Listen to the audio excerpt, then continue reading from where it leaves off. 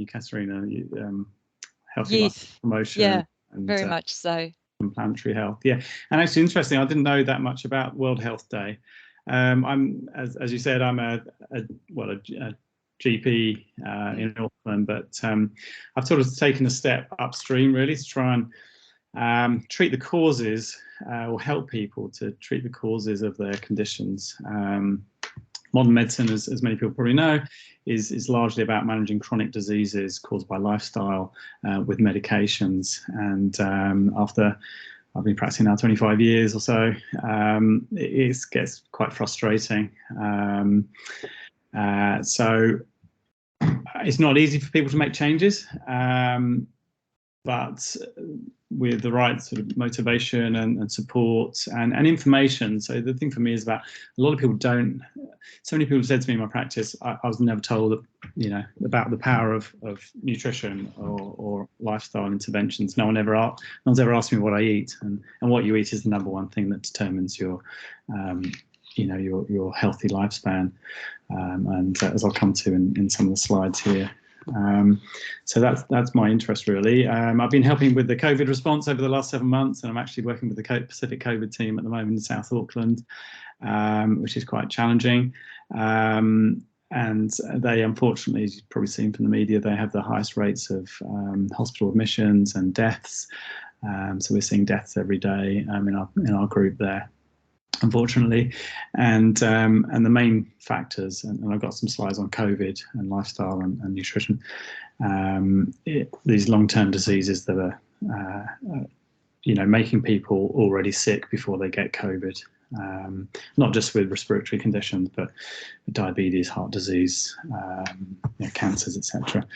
And it's quite interesting. Thanks for pointing out, Katerina. I've updated my website because I think people thought I was an alternative practitioner or something like that. So apparently there's a bit of controversy behind the scenes, which was interesting. I've actually updated my website since then. It was written by an IT person and probably didn't have all the exact oversights it should have had. So if anyone thought I was practicing any voodoo medicine, it's completely the opposite. This is all really evidence-based stuff. Just probably taking a step upstream from conventional medicine towards the public health area, really. Or the public health sort of encompasses all the social stuff and housing and poverty, etc. But anyway, I'll stop waffling on. So World Health Day, it's about our planet, our health, this year from the World Health Organization. And a little bit of disclosures about myself. Like I said, I'm a GP. I've done a lot of evidence-based medicine work with Cochrane Collaboration, the biggest evidence-based medicine group in the world. I do my own lifestyle nutrition consulting to try and help facilitate people through, particularly with regard to moving towards a plant-based type of diet, which is what the consensus of public health advice definitely strongly indicates these days we should be following. And I'm a member of a voluntary group where we put talks on and webinars with various academics and patients actually who've made major life transformations. That's often much more powerful than all the data that I present to people. And I've followed a plant-based type of diet since 2012, probably the most profound change I've made in my adult life. Didn't want to believe about it at first, thought they'd all told us this about medical school 25 years ago in Edinburgh, highly regarded medical school. And it's apparent now, talking to the medical students in Auckland, that very little weight is given to lifestyle and preventative personal preventative disease measures with diet and lifestyle. So World Health Day. So I had a look on see what they're promoting there, the WHO. There's quite a lot of stuff favouring lifestyle and healthy lifestyles and increasing the amount of plants in your diet. So I'll come back to this theme about a plant-based type of diet. Taxing processed foods and sugars. So there's two parts to the problem. One is for diet point of view. One is processed foods, and people like Boyd Swinburne, one of the probably best known professors in the world around this area, said the other week at our webinar, he spent 40 years producing papers about promoting healthy lifestyles and things you can do to try and encourage healthy populations, and it's made no difference. The chronic disease problem has just got worse and worse, and he's given his career to it, and now he's trying to focus on just getting law changed, trying to get a sugar tax here, stop marketing of junk food to kids, and promoting healthy education, healthy lifestyle education to kids, just trying to get some stuff in law, because otherwise the food industries and the other anti-healthy lifestyle industries that are a major part of our social infrastructure just overwhelm everyone's healthy choices. Talking about repurposing agriculture towards sustainable and healthy food production, there's obviously a lot about that in the media at the moment.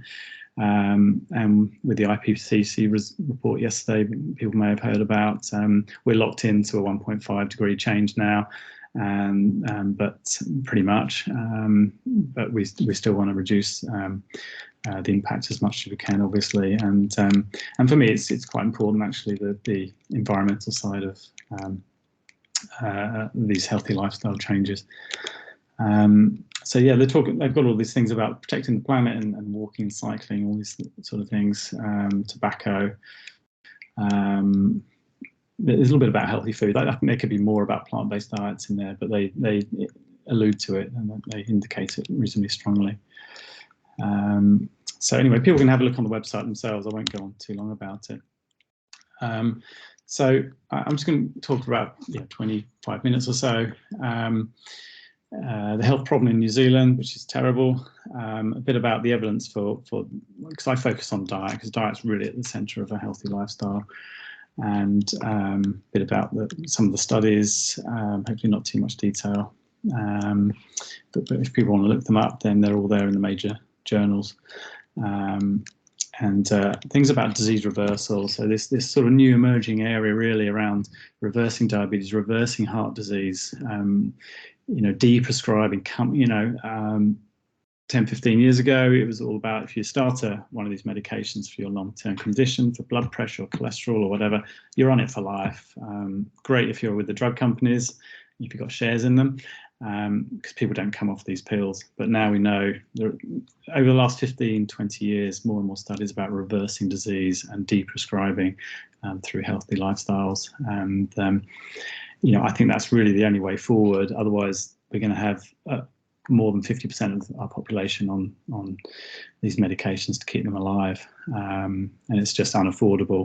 And they things like blood pressure pills, they will reduce your blood pressure, and diabetes medications, but they never quite control it, and all the other inflammatory effects of the factors that cause blood pressure and diabetes are still going on, and so it just puts the brakes on a bit. It doesn't make you bulletproof to be on a blood pressure pill or a diabetes pill or whatever else you might be for your chronic conditions.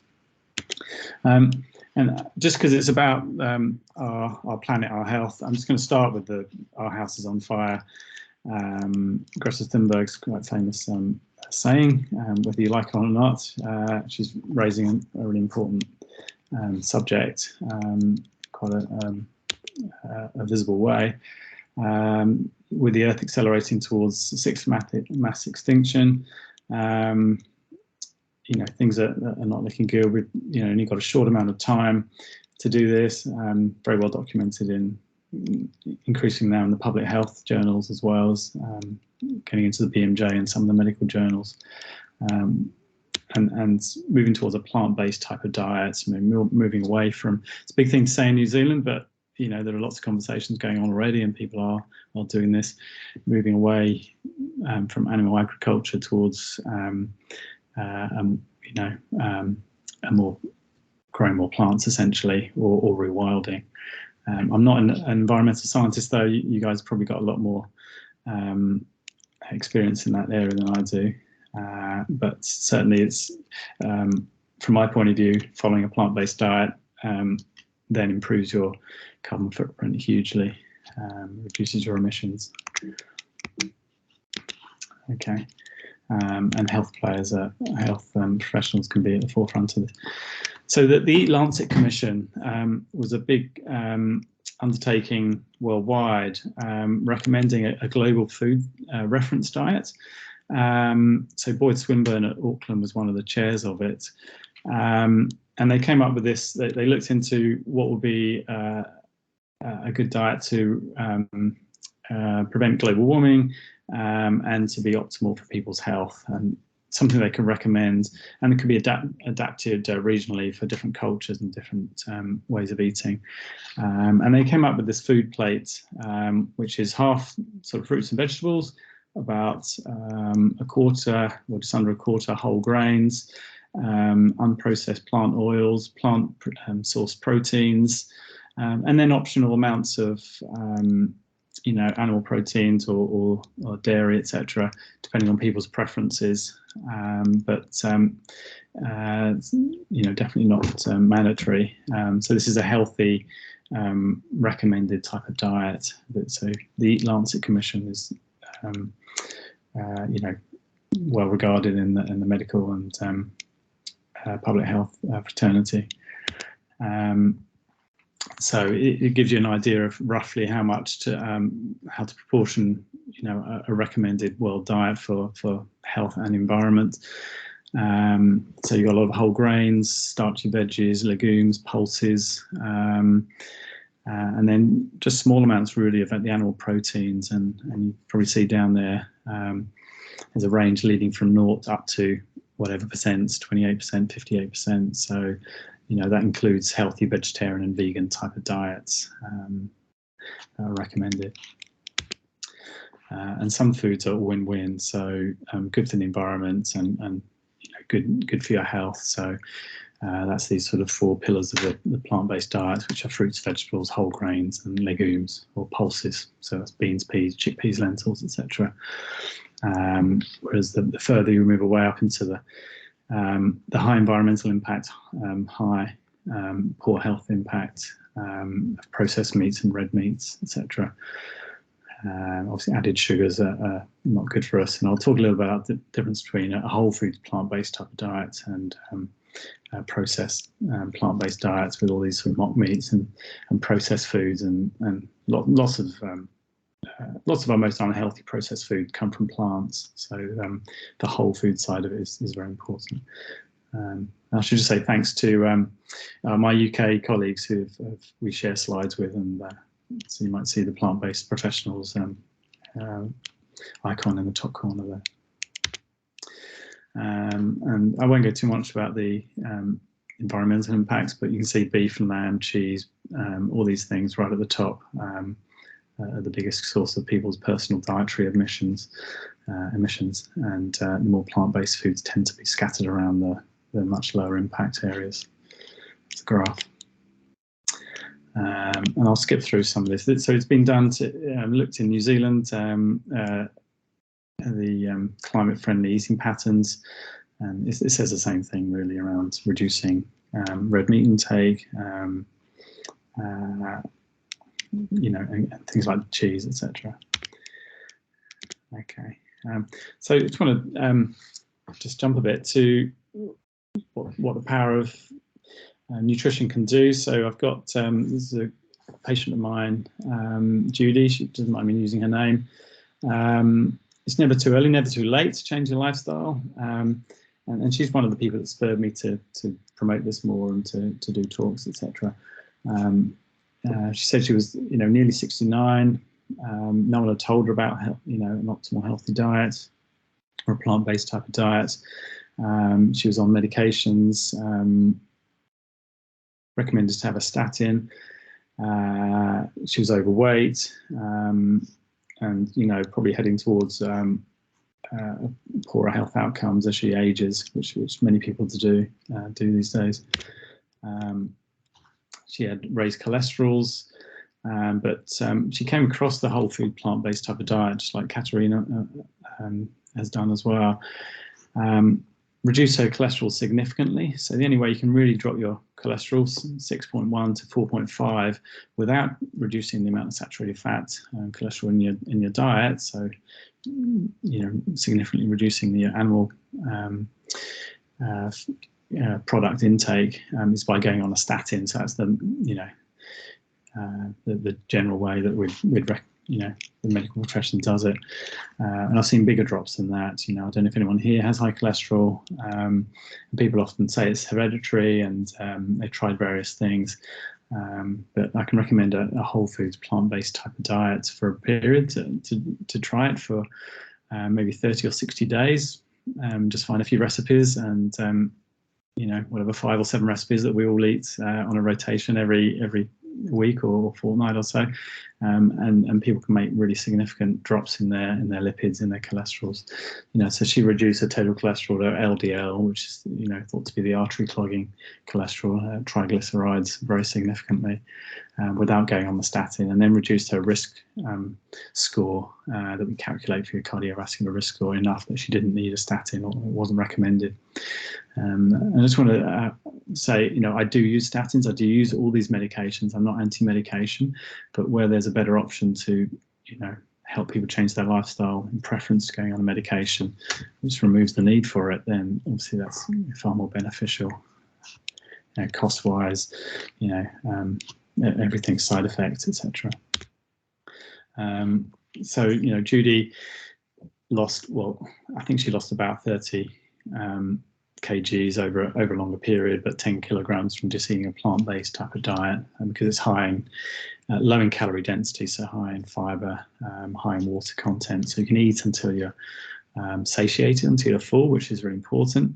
But you obviously make it as tasty or suit your taste, and to enjoy it. So you're not just eating bulk, but the weight just comes off by itself because it's low calorie density food. So improved her sleep, blood pressure going down significantly. So she just stays now on just a small amount of Cilazapril, blood pressure medication. She feels a lot better. Gut health improves, sleep improves. Wound healing can improve as well.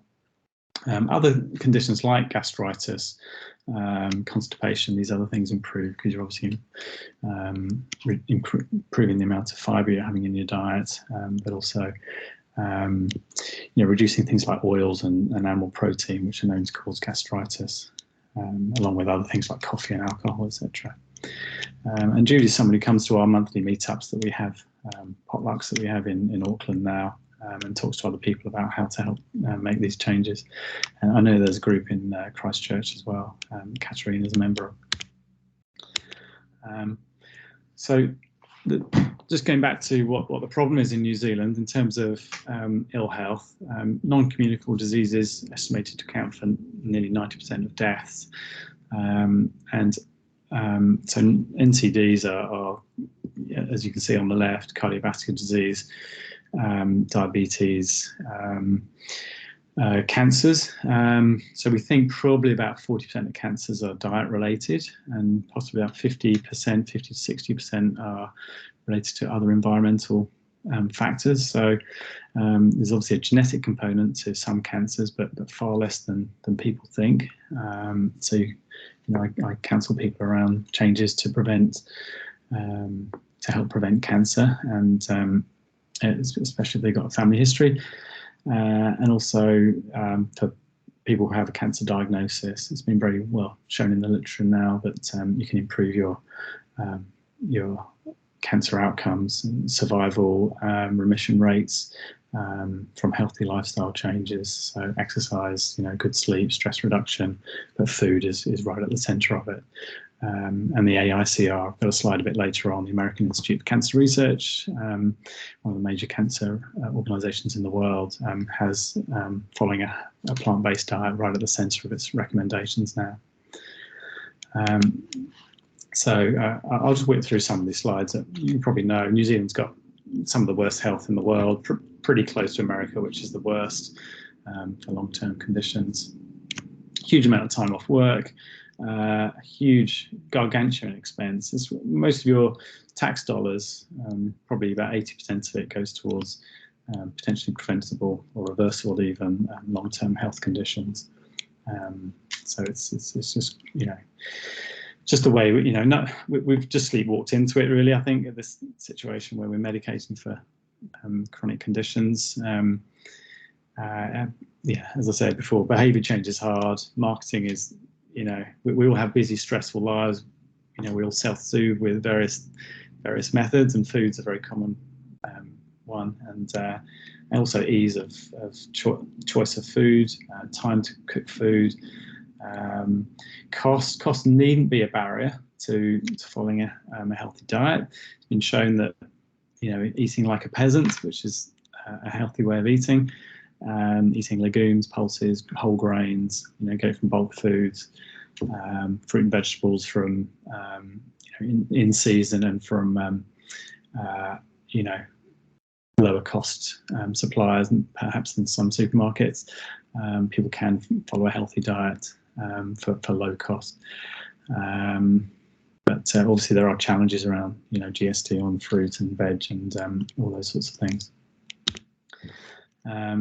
So yeah, about 31% of adults are obese in New Zealand.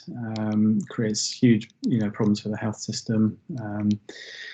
Yeah, you know, right from heart disease, diabetes, these metabolic diseases, but right down to things like, you know, wearing out your joints very early, becoming quite disabled, and requiring, you know, high inputs to you know, maintain your ADLs, your activities of daily living as you get older. And the prevalence of diabetes is going up hugely, and diabetes is a very costly disease. So life expectancy,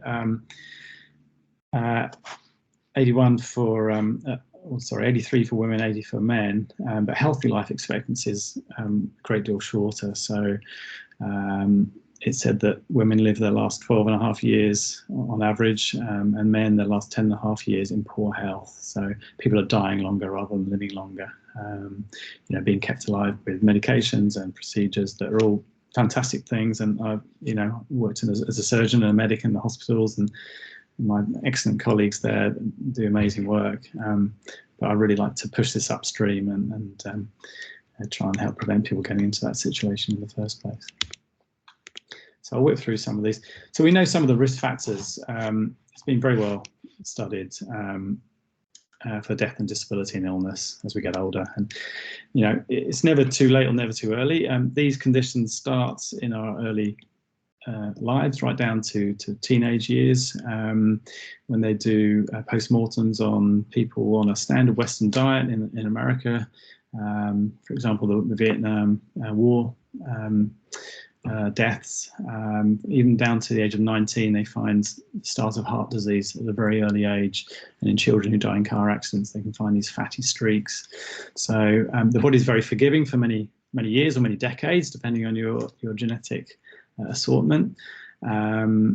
So you know, the fact that you can't feel anything, I think that's the difficult thing about these chronic diseases. You can't really feel blood pressure until something happens, or diabetes, unless you develop a lot of thirst and you know, coordination or balance problems or eye problems, high cholesterols, etc. These known risk factors.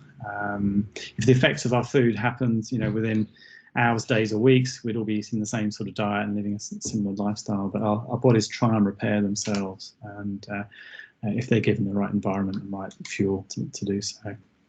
So you can see on this slide here that the risk factors: blood pressure, dietary risks, high glucose, etc., alcohol.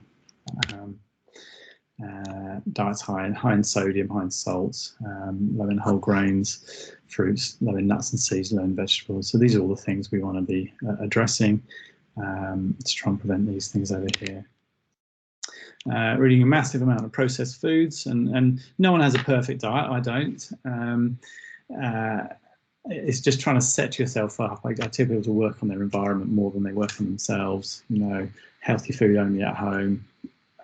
You know, healthy sort of, I guess, weekly routine patterns. So they, you know, take healthy food to work, they prepare it the night before, or they use leftovers, etc. But trying to reduce the amount of ultra-processed foods, these really harmful inflammatory things, many of which are plant-based, from the diet is really important. And you can see there, tiny amounts of fibre compared with the body that we evolved in a million years ago or so. Our gut biome needs large amounts of fibre to feed it, starch and resistant starches, etc. Huge amount of salt, which puts up the blood pressure. Small amounts of fruit and veg in general for large parts of our population. Huge amounts of meat. You probably know the WHO have processed meats as a class 1 carcinogen now, so definitely causing cancer. So bacon, hot dogs, processed meats, cold cuts, etc. And red meats are probable it's a class 2 carcinogen. So, I certainly was eating all these foods in very significant amounts, 15 years ago, really, before I came into this area. And I don't need any of these things anymore. But for patients who say, what should I do, reducing or going as far as you can in a very light, intake is often it comes down to culture and family and social acceptability, and there are lots of barriers around that. But I think plant-based diets are becoming much more normalised now, and it's okay to eat other options. And I'm very appreciative of these wider determinants of health. When I talk to people, they're often constrained by money, time, culture, families. Being invited to barbecues and things where they can't turn down certain foods, and all these other things that we can see here in this Dahlgren and Whitehead, very well-known public health picture. So this is what I do now. So I've trained and I do consulting on this, and I do it into my general practice work as well. And I keep food at the centre of it because really it's the thing that makes the biggest difference. But trying to move a bit every day, incidental movement, etc., trying to avoid these things or minimise. It came with great disappointment to me, to someone who spent most of my time in the bar, or a lot of my time in the bar in the evenings at medical school, that alcohol actually has been shown to have even red wine, etc., minimal to no health benefits, and probably is all detrimental, right down to 0 units a day. But just having small amounts, all the blue zones, all the healthiest, longest lived populations in the world in these areas called the blue zones that I'll talk about in a minute, all eat drink a little bit of wine, or red wine, or rice wine, or whatever it is, whatever part of the world they're from, as a social thing. So I'm not sort of totally anti-alcohol or anything. Obviously, smoking is pretty bad for you. Stress is probably one of the biggest reasons that people make poor lifestyle choices these days. And sometimes, I can talk to people till they're blue in the face about nutrition and exercise. But now what I do is delve deeper into, are they in a position to make changes, and what other things can help them sustain healthy changes, and sort of socialization, healthy relationships are crucial as well. So lots of good studies showing what the healthy lifestyle factors are. So healthy diets, not smoking. I mean, a lot of the stuff people I'm sure will know about, but this really quantifies, reducing the risk of death by 3/4, prolonging life expectancy at the age of 50 by an extra 14 years. It gets a bit more serious as we get older, but we start to think about these things a bit more. Sometimes harder to persuade younger people about the more pending mortality. But 10 years extra free life expectancy, life expectancy free of the major diseases for people who can make these lifestyle changes. And the UK have got similar studies. I'll just jump through some of these slides. And bad diets killing more than tobacco, definitely now, in the global burden of disease studies funded by Bill and Melinda Gates. So food's the number one thing to aim at. How do unhealthy foods damage the body? Lots of things. High cholesterols, oxidative stress, these products of either cooking or digestion, inherent in the food themselves, causing inflammation in the tissues. Inflammation is a common pathway, various molecular means. Unhealthy gut biome. So people have probably read how important the gut biome is to metabolic health and immune health. It's a bit of an engine room of the body now, really. All those trillions of bacteria and other organisms that live in synchrony with us. They produce healthy or important neurotransmitters and hormones and foods for the inside lining of our guts. Probably the one thing I tell people is what's been shown is it's the diversity of whole plant foods is the #1 thing that impacts your gut biome to get a healthy diversity of gut bacteria. So if you can eat a diverse range of different whole plant foods, because that's what they feed off. They feed off fibre, different types of fibre, and abnormal cell growth, which can lead to cancer and other inflammatory conditions. So I'll just go on to a little bit about a couple of slightly denser slides about animal proteins versus plant proteins. Really good studies showing from the nurses' health and studies and health professional studies in the US, these ongoing large studies, and recent ones in Japan showing even replacing small amounts of animal protein with plant protein can improve your health, so reducing mortality can causes perhaps in the order of 20 to 40% in this recent study in Japan. And large meta-analysis in the BMJ last year with nearly 3/4 million participants, 3.5 years up to 32-year follow-up, and intake of plant protein significantly associated with lower risk of all-cause mortality and cardiovascular disease. And you can see here, just replacing a few percent of energy from plant proteins reduces risk of death for various reasons. It goes into a bit of biochemical and molecular sort of detail, but they tend to be more inflammatory in general, animal proteins compared with plant proteins, branch chain amino acids, etc. I'll skip through some of these slides. It's probably a little bit dense for the talk today, but substituting plant protein, you can see on this hazard ratio chart to the left of the one line, improved people's all-cause mortality, cardiovascular disease, and dementia mortality to a significant level.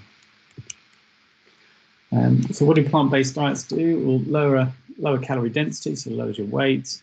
Being overweight is definitely a risk factor, and it's inflammatory to have excess adipose tissue.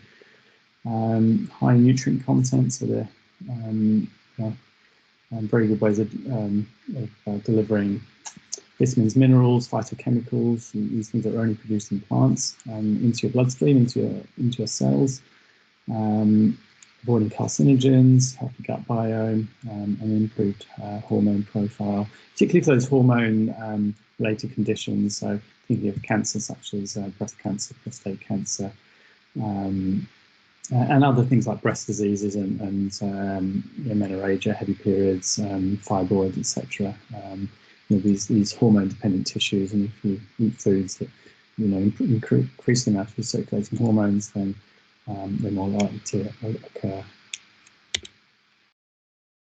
So foods that promote health from the Greek EPIC study, these long-running population studies around the world, the Oxford and the Greek EPIC studies. You can see, vegetables, legumes, fruits and nuts, cereals, and the more plant fats improve your, reduce your risk of death, whereas the more we tend to go in the animal protein and dairy direction, the increased risk of mortality. The PREDIMED study was a study that brought the Mediterranean diet to popularity, which is probably best recommended, most commonly recommended diet around the world these days for health. And it brings us on to what is a healthy and unhealthy plant-based diet. So healthy plant-based foods, fruits, vegetables, whole grains, nuts, etc. As I mentioned before, all these unhealthy plant-based foods, refined grains, refined starches, white flour goods, etc. Sweets and desserts. Chock-a-block down in Highbrook for me. People bring in all trays full of these foods, and It's hard to say no, but you know, it's hard for people to associate what they put in their mouth with you know, their health outcomes sometimes. But you know, you really want to avoid this list as much as you can. You know, or just have them in small occasional amounts. You know. And then the animal foods. And if we look at the people who follow the more pro-vegetarian types of diets in the PREDIMED studies, people who follow the more vegetarian/vegan even type of diets, mortality ratios came down significantly. So this is a pattern we see in these big meta-analyses and some of the prospective cohort studies again and again.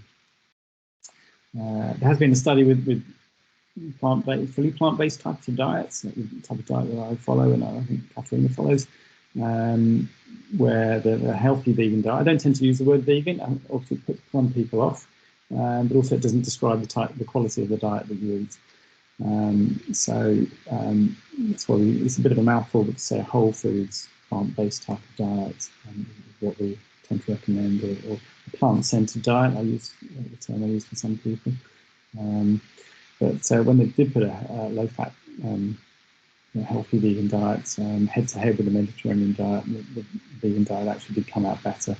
There haven't been many of these studies done, relatively small populations of vegans around, but better weight loss, cholesterol, improved insulin sensitivity, although it didn't affect the blood pressure. I can see I'm sort of running on for time here, but so I'll jump through some of these. This slide really just shows around, you want to be following a healthy plant-based diet, not just a plant-based type of diet, which includes a lot of processed foods. Some people do on a plant-centered type of diet. And if you're eating an unhealthy plant-based diet, the risk of these conditions goes up a great deal. So people eating pretty crappy diets, they might be vegetarian even, actually increase. Just going on a plant-based diet doesn't mean that they're healthy necessarily. Lots of studies on vegetarian vegan health, the Adventist health studies, the Epidemiological studies, we can look at. I'll jump through just to show. You can just see on the graphs here really the overall risk of all-cause mortality in the Adventist health studies. So the Adventists are the Seventh-day Adventists, largely in the Loma Linda and areas of America, where they have, it's obviously, you've got the SDAs in New Zealand eating a more pro-vegetarian type of diet, but they've got meat eaters, fish eaters, pescatarians, so lacto-vegetarians, vegetarians, and vegans, so they can correlate the diet with health outcomes. And so the vegetarians versus health-conscious omnivores improved or reduced all-cause mortality in that population. In terms of BMIs, body mass index, the only people in the healthy weight range were the vegans. So healthy is under 25 for a BMI, body mass index. That's your weight by your height squared. And everyone else was overweight. Reduced incidence of diabetes in the blue here.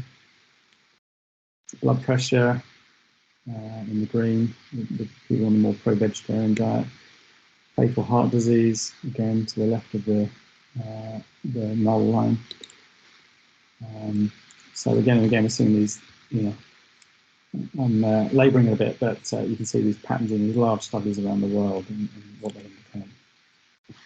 I always like to mention the blue zones people might have heard of, these areas around the world, but there are more than these, but these are the ones that have been best studied, what their common factors in that they have. So they have the most number of people living healthy lives into their 90s and into their over 100, independent people working to an old age. And they've looked at their common factors.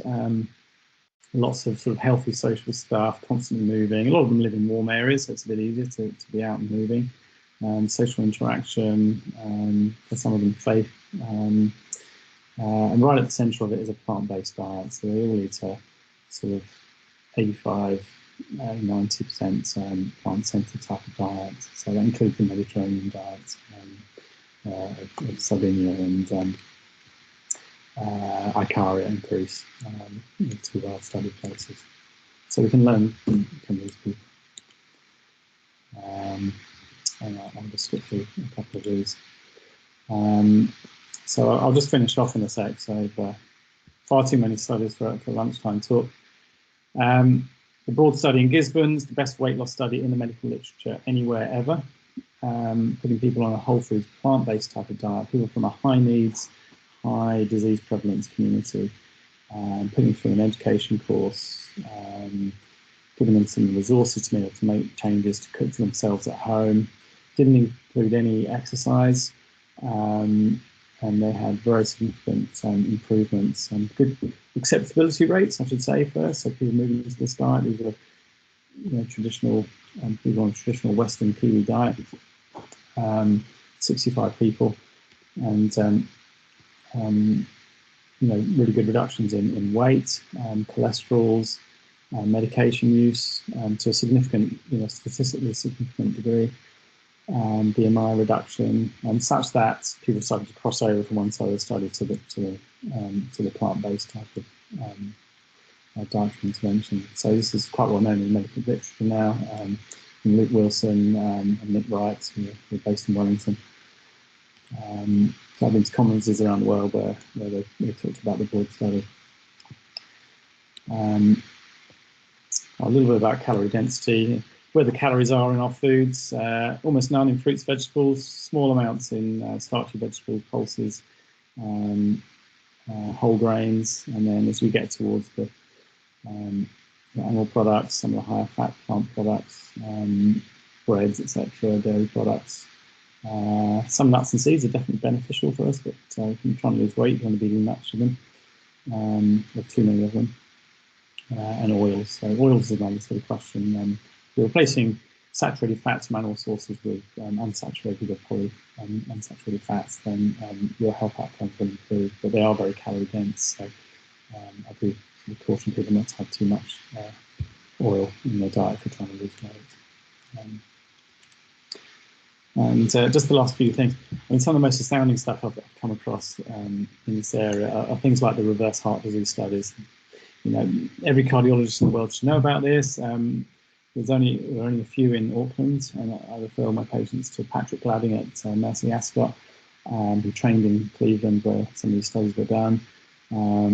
So they've had randomized RCT, so good quality studies showing regression, so hollowing out, so partial resolution of significant resolution of their third upper arteries. These this is obviously what causes heart disease and stroke disease at 1 year, and further regression at 5 years in using quantitative methods. Control group having twice as many cardiac events as the non-control group. So this is putting people on a plant-based diet and showing that you can reverse heart disease. Bill Clinton famously went to Dean Ornish when he had, I think it was his second heart attack, or he had his bypass and he had further angina or something. So for people with heart disease, I see a number of people to take them through what a plant-based diet is and to monitor them over the months and years to try and reverse their disease. So reversing stenosis, so these graphs really just show that people who didn't change their diets, they had further occlusion, clogging up of their blood vessels, and people who did change their diet. The body tries to heal itself. This is what this demonstrates. The body tries to clear out these inflammatory, clogged up arteries if it's given the right food, the right fuel. Esselstyn's famously done this. He's been to New Zealand, showing that you can reverse heart disease with a whole food plant-based type of diet. Different quantitative ways of measuring this. Many people are doing reverse diabetes studies with a plant-based diet, or just taking people through the program because we know it works. There are lots of ways to reverse diabetes these days. You can go on a miserable low carbohydrates or high supplement type of diets, just calorie restriction essentially, or you can do it by eating nice, large amounts of tasty, healthy food that have been shown to prolong your life and your well-being. So the people do this in the States. This is one of the good books on it. So even for pre-diabetes or reducing diabetes insulin requirements in people with type 1 diabetes, which is an autoimmune condition, but you can still get a type 2 effect on top of type 1 diabetes. So cancer reduction, I mentioned earlier, significant potential reduction in cancer incidence, reducing processed meat and red meat. And this is on the WHO website, you can go and look at that. Studies have been done by Ornish on reversing early stage prostate cancer. So many of us men will get prostate cancer as we get older. It's just whether it's going to kill us or not. But cutting dairy is the big association with prostate cancer. And the people who went on Ornish's plant-based type of diet actually had a reduction in the PSA, a reduction in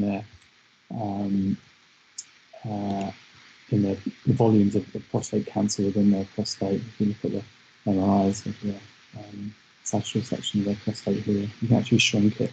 So this is like amazing stuff, really, to me. Because the other way is you just watch them wait, or you have an operation, or you have radiotherapy. They've all got nasty side effects. So the fact that you can offer this through diet. There obviously needs to be more studies in these things. These interventions. It's hard to get funding because drug companies, obviously you can't patent foods, healthy diets. So it tends to be only drug companies and procedures that can get through large amounts of a lot of funding to get studies done. So that's why we have to extrapolate partly from population data and observational studies. So you can see there the AICR recommend a diet rich in whole grains, vegetables, fruit and beans, as well as these other sort of healthy lifestyle interventions for people who are diagnosed with cancer. So we all know someone with cancer, so I encourage people to send them to this page and say there are active things you can do yourself to improve your chance of a good outcome. And if you've got a high, if you've got family risk factors for cancer, family history of cancer, likewise you can, making these changes. It's very similar for prevention as for treatment, but obviously it becomes a bit more acute when people have cancer diagnosis. It's often when I see people, they say, right, what changes can I make? I want to do them now. Whereas 5 years before, they didn't have a diagnosis, they may not have been minded to make these changes. Mark, I just wonder, we have 5 minutes left. If we should give people a bit of a chance to ask some question, would that be okay? Yes. Yeah, so I didn't want to interrupt. It's so fascinating. But let's open the floor up for, maybe there are no questions. But not enough, obviously. So any of you have any questions, please just speak up. I think that's the easiest way. Have you, it's a lot to take in, isn't it? It's a huge amount of information, and a lot of it is probably quite new for all of us. And so, but if you have any questions, please go. A little off the topic, but I was listening to something that was talking about salt in the diet, and the report was saying that they couldn't really conclusively say whether a salty or high salt diet was causing health problems or not. Do you have any thoughts about that? Yeah, I mean, generally most of the meta-analyses do show salt. And we'll have probably about 3 times as much salt as probably our original diets, but they do show sodium intake correlates with blood pressure. Not all the studies have conclusively shown it, but overall that is the main message that does affect it. So independent studies, individual studies may come out and actually not show a strong effect or statistically significant effect, but overall it does. And certainly from my experience, with patients. The other thing about salt is a lot of it comes from processed foods anyway. So, it's not so much the salt you add on top. I say to people, if you want to add a bit of salt on the top that makes you eat these foods, that's okay, unless you're suffering from blood pressure problems. Bread is the second biggest cause of food that we eat that contains salt. There's lots of any processed refined foods, chips, those sorts of things. So salt tends to go hand in hand with unhealthy foods anyway. But generally, most of the big studies show there is an effect of salt and blood pressure. Yeah, Okay. that's some recommendations. But it's a very good question, you know. And some of these, you know, you think you know the answer, and then the studies go the other way a little bit, but they generally tend to go in the right direction overall. But for blood pressure, you know, the other things I'll tell people is as you can tell, is either more plant-centered type of diet, because we know that blood pressure is associated with, you know, it's a vascular disease, blood pressure. It's an inflammation in your blood vessels, and through various other means, you know, kidney hormones, etc. Showing inflammation there that you can reduce by having a low inflammatory diet, which, you know, which can change to be a plant-centered type of diet. Yeah, Dr. Mark, can I ask a question? Go ahead. Oh, thank you. Hey, I've got, thank you so much for that talk. It was fascinating. Now I've got a sort of, so on my side of the family, we're all underweight. We just are built like that. On my son's side, his father's side of the family, they're all obese. So what can I, because is it true that people will go, kids will, you know, when you see a fat kid, they'll go up, or, you know, they'll go up and then they'll fill out and then they'll go up again. Is that true? Or do we need to watch him? Yeah, I mean, there's so much childhood overweight and obesity. Yeah, I mean, it's hard to know, you know. There's a bit of a genetic component, definitely, but for kids, they, I mean, they do fill out a bit and stretch, but Yeah. If you're concerned, I mean, you can see the amount of processed foods that, I mean, certainly my diet as a kid wasn't, oh gosh, you know, some of the foods I ate now, think about now, you know, is this, sorry, your family member? Is this? Oh, it's my son. Yeah. So his father is obese.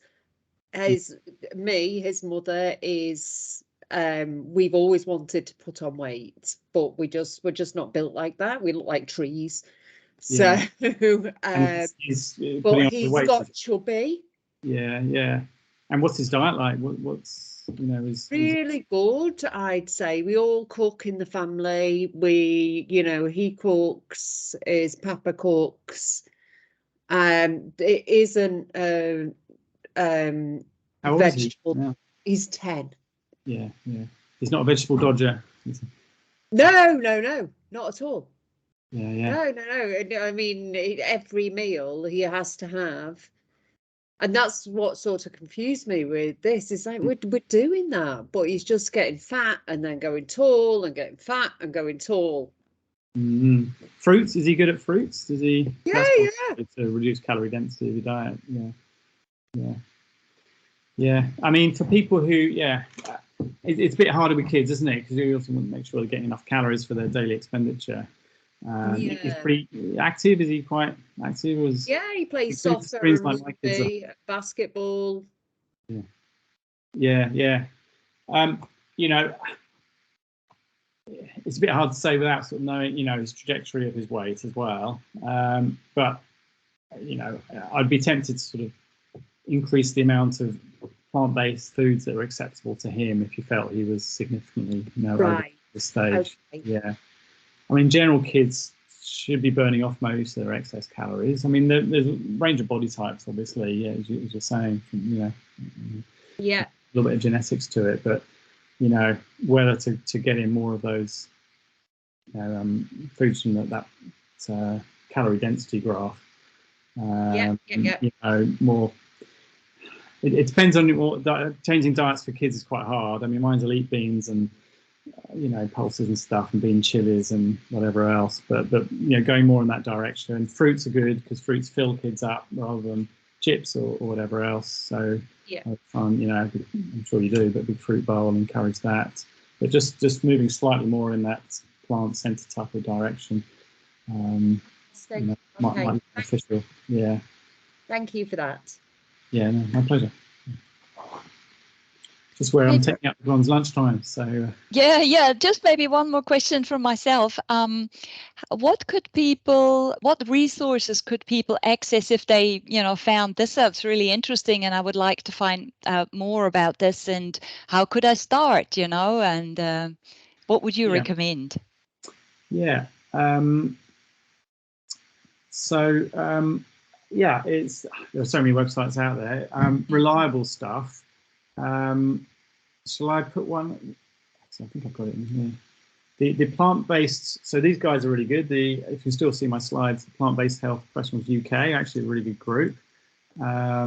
It's got just loads of information on there that's reliable. It's all vetted by people who are scientists or doctors. There's the Plant-Based Australia group as well are good. There are a few New Zealand ones, but there's the Vegan Society, but that's more around animal justice, etc., environmental stuff. Yeah. So how about the PCRM website, the 21 Kickstarter or something like that? Yeah, absolutely. Yeah, would you recommend that? Yeah, the PCRM are really good. Sorry, I normally have a slide of. No, I can put those links through. No problem. Yeah. I mean, you want reliable stuff. I think that's the main thing. Exactly. Yeah. So I work with these colleagues. So I've come from the UK. I'm still in touch with them. The health professionals guys, but PCRM are really good. They've got right from the start and tips of how to move in that direction. It often comes down to food. What am I going to eat if I'm going to eat this stuff? So it's often having 5 recipes or 7 recipes or whatever it is. Yeah. Your bean chili, or we have tofu stir fries, or just even for people who are eating significant amounts of animal products or meats, just increasing the veggie content or adding a can of beans to their or whatever they're having. I think that slide with, this is the Canadian Healthy Eating Guide. Obviously, it's not a plate of food, but it's a representation. But it gives people an idea that half their plate should be, either starchy veggies or coloured veggies.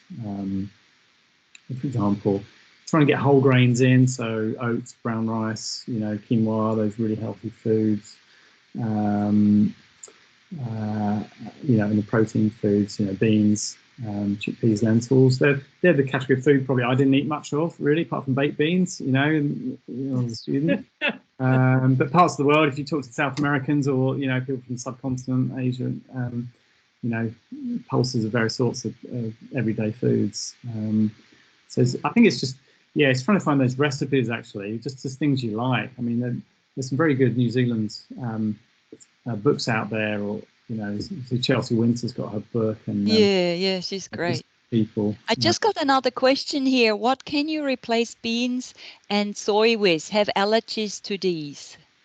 Yeah, so it depends whether you include all those beans, peas, chickpeas, lentils. There are, if you're starting to eat those foods, they can make you a little bit gassy or full, but they are super healthy foods. Start low and slow, start in small amounts and increase them.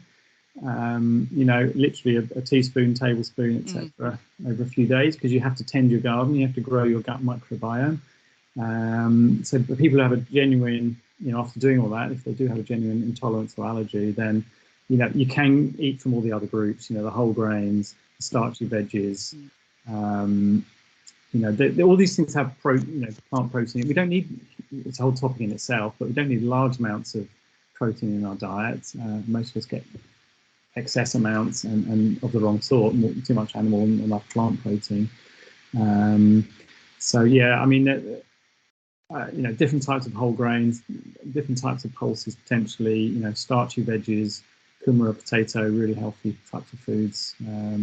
That would provide enough protein, like because the lady says massive swelling of mouth and throat. So okay, oh no, that's a genuine proper thing. Yeah. So from let me see if I can find. It's those 4 groups of fruits, vegetables, whole grains, and legumes. So it depends if there are some legumes or pulses you can eat, then obviously you can stick to those. If you have to avoid the entire category, then you're left with those other groups. yeah, so, you know, for example, quinoa, something like 15% protein. We only need about 5%, 7% protein in our diet by calories per day. We don't need huge amounts, and there's a bit of an obsession with protein. We're not rebuilding our body every day as an adult. You're just replacing the little bits that wear out. So, you know, you don't need huge amounts of protein. So, and generally, if you're eating enough calories, i.e., you're not hungry and your weight's not dropping, which you will do on these sorts of foods, you know, unless you eat a really extreme, you know, above ground vegetable and fruit type of diet, you will, if you're getting enough calories, you'll get enough protein. You know, even potatoes. Famously, a spud fit man, Andrew Taylor, in Australia, ate only potatoes for a whole year, and was completely healthy, lost a lot of weight, all his blood indices returned to normal, his cholesterol, his fatty liver, blood pressure came down because it's got enough protein, calories, vitamins, minerals. You know, you probably don't do it long term, obviously. And you had them every which way you could, but it just shows you you don't need to have a massively diverse range of foods to, you know, to be healthy on this type of diet. Great. We might have to stop here. Thank you so very much, Dr. Mark Craig. I'll just have a quick karakia to finish off our talk. Unuhia, unuhia, unuhia ki te urutapu nui, kia wātia, kia mama, te nako, te tinana, te wairua i te ara takata, koia rā e rongo, whakairia ake runga kia tēnā, hui e, tai ki e. Thank you everybody for joining us, and thank you so much, Mark. That was fascinating.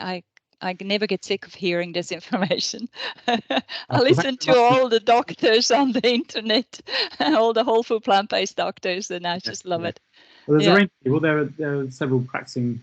Well, I think there's only one or two in Christchurch area, but there's several around the country. And if people are interested and want to know more, they can get a hold of you or get a hold of exactly. Actually, I'd like to ask you if you know some. I mean, the doctor, Dr. Luke, but he's up in Wellington. Luke Wilson, and then his colleague, what's his name again? He's down here in Canterbury. Wright's now in Wellington. He was in Gisborne for the board study, but and then Hobson, what's his name? Matthew Hobson's in Matthew Hobson, but he doesn't take any patients anymore. Says it's really difficult to get in anywhere. There's so few whole food plant-based. I know. Doctors. I know it's a bit frustrating. I'm constantly, because I don't have a base practice at the moment. I'm constantly asked by people. Yeah, you don't need to though. I mean, as long as you've got some, you know, you're assured in yourself. Or, you know, I do virtual consultations if anyone ever wants. I might have to book in some stage. Just some. It's usually the most of it is working really well, you know. But there's some little details that I like because I'm a perfectionist. I like to improve them. So that's nice to talk to someone with the knowledge. Yeah, that's great. Yeah, I hope it wasn't too much deep information. It's great. Talks I gave the other week. No, it was fantastic. Thank you, Dr. Craig. Yeah, for giving up your lunchtime. My goodness.